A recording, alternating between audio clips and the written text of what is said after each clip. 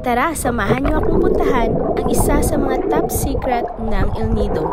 Ano pa ba? Syempre, ito ay ang tinatawag na Secret Beach. Ang tourist destination na ito ay kasama sa Tour C ng El Nido. Kung gusto mo ang real experience sa loob ng Secret Beach, kailangan mong panoorin ang 2 minutes na video na ito kasi it's free naman. May kasama pala kami dyang tourist from Italy. Ayan, ang saya ng family na yan. At you know what? Invite kami nila na pag pumunta daw ng Italy, sa kanila kami magsistay. Ayan, for now, enjoy na natin yung view sa loob ng Secret Beach. At sa mga hindi pa pala nakafollow sa amin, please do follow us, Couple Fit Travels. Thank you in advance and Happy New Year! And if may plano kayong pumunta ng El Nido this 2024, be sure to comment here and we will sure answer your queries.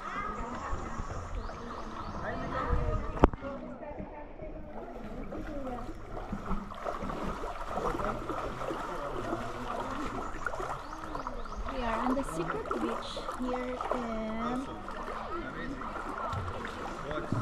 Nido.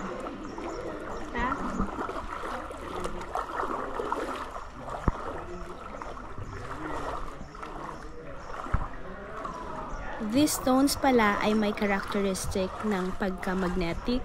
So if you want to have a drone flight here, be sure to take more cautiously kasi marami nang napabagsak na drone dito.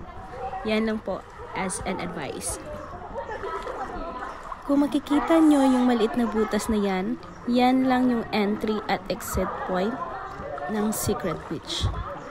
Ito pala yung first destination ng Tour C. So yung travel time is around 30 to 45 minutes. Depende sa current ng waves. And medyo malapit na siya sa open sea.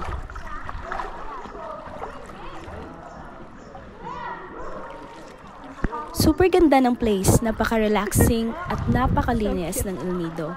So kung may plan ka, ayan, share mo na tong video at itag mo na yung friends mo or yung partner mo na gusto mong kasama ngayong 2024 na travels. Yeah. At isa sa mga highlight ay yung experience mo itong zillions of fishes kapag nagsusnorkeling ka dito. Pwede ka rin makapag-picture kasama nila if you have an underwater camera like GoPro.